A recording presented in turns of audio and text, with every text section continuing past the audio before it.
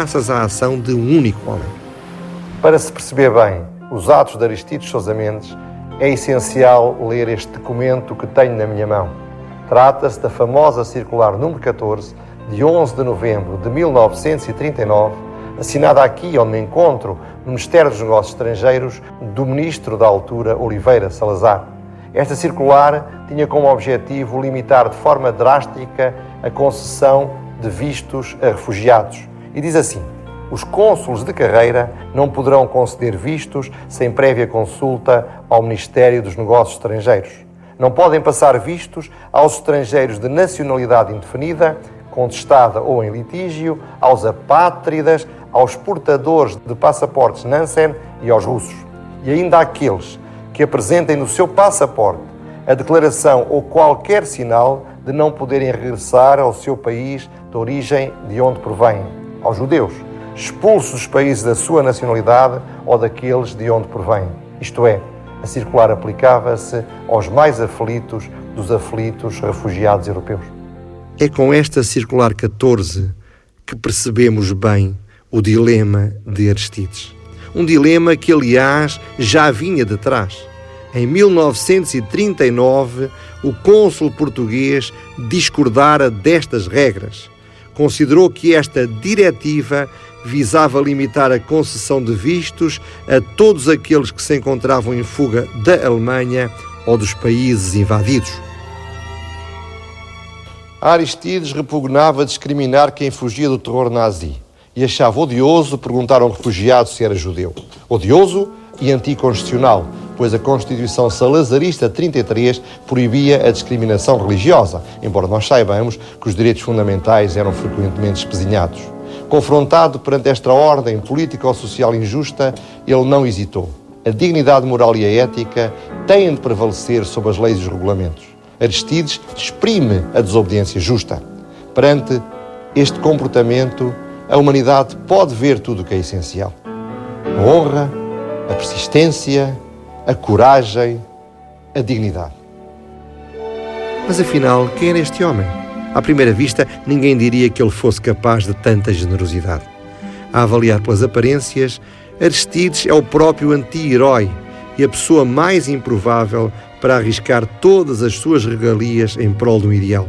Senhor beirão, brazonado, proprietário, conservador, devoto a uma família extensa, nada parecia diferenciá-lo dos seus pares.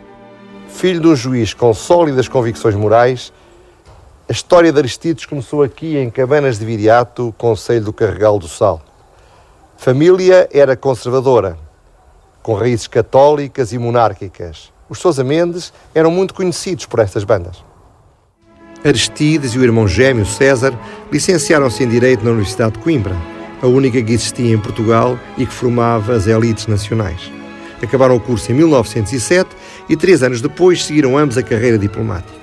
Pouco tempo antes, Aristides casou com Angelina, sua prima direita, com quem viria a ter 14 filhos. Após o golpe de 28 de maio de 1926, foi colocado em Vigo, num posto prestigiante e de confiança. A seguir, foi transferido para Antuérpia, outro posto de confiança, onde ficou 9 anos antes de ser transferido para Bordeus. Oriundo de uma família privilegiada da aristocracia de província, e tendo em conta o Portugal pobre e atrasado dos anos 40, a vida de Aristides era um idílio. Mas em maio de 1940, dias antes do grande surto de vistos passado por Aristides Sousa Mendes, tudo começou a mudar.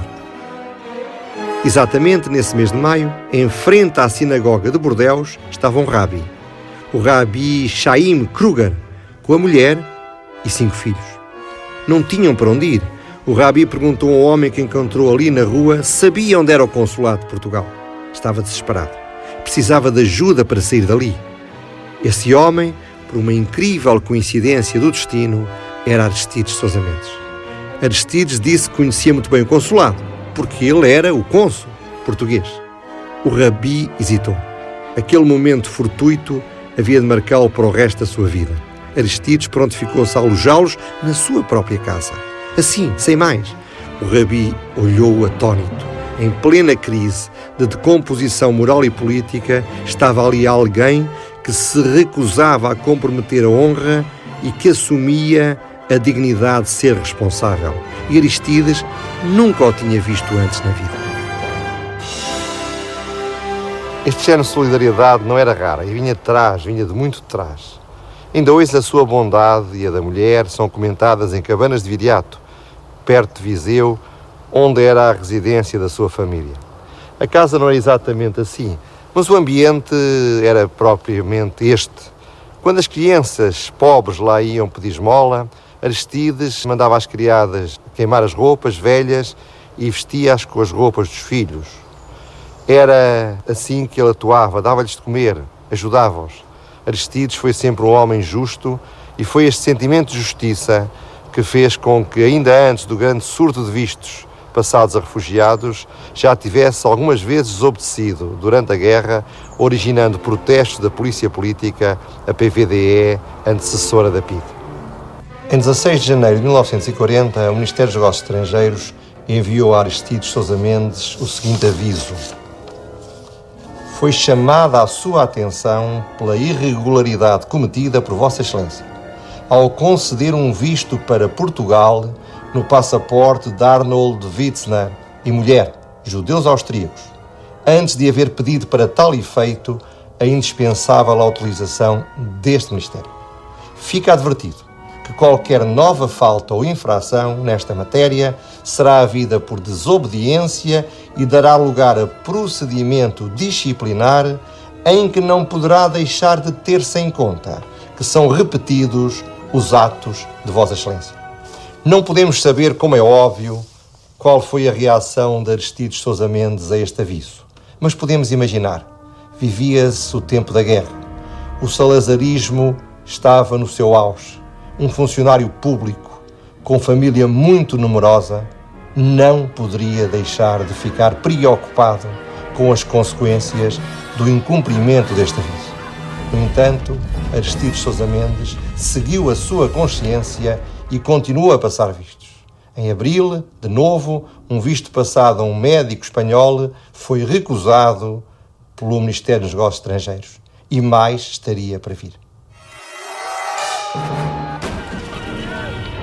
Com o avanço da guerra e depois das invasões da Dinamarca, Noruega, Bélgica, Holanda e Luxemburgo pelas tropas do Reich e o aumento impressionante do número de refugiados, Salazar enviou um telegrama, 17 de maio, dirigido a todas as missões diplomáticas de Portugal, proibindo os respectivos cônsulos de, em qualquer circunstância, passarem vistos sem autorização prévia.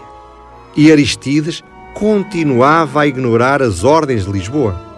Em 27 de maio, foram interceptados numa das fronteiras mais movimentadas do norte de Portugal, em Vilar Formoso, 17 belgas com vistos emitidos em Bordeaux. Não é possível saber quantas vezes Aristides torceu ligeiramente as regras para ajudar os que imploravam a sua ajuda. O que se sabe é que o fez pelo menos 2 vezes e foi apanhado.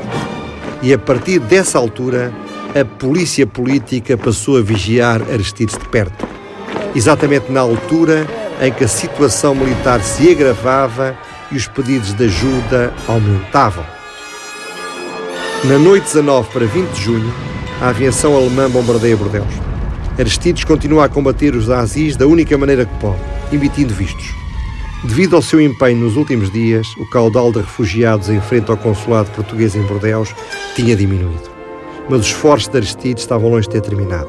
Decidido a fazer tudo o que pudesse para ajudar o máximo de pessoas possível, saiu de Bordeaux e foi para Baiona, uma cidade vizinha, onde também se encontravam milhares de refugiados. A população da cidade tinha aumentado 10 vezes. As pessoas acampavam nas praças públicas, os cinemas tinham sido transformados em dormitórios e os cafés em salas de espera. O consulado português estava apinhado. Tão apinhado que as escadas de acesso corriam o risco de ruir. A notícia de que Portugal estava a dar vistos espalhou-se rapidamente. Tão rapidamente que depressa chegaria a Lisboa, aos ouvidos do Ministro dos Negócios Estrangeiros. Mas que foi Aristides fazer a Baiona? Foi ajudar o vice-cônsul Faria Machado e o cônsul honorário Vieira Braga na concessão de vistos.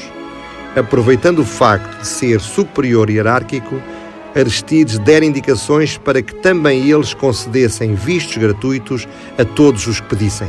A todos. E foi o que aconteceu no dia 20, no dia 21 e na manhã do dia 22 de junho.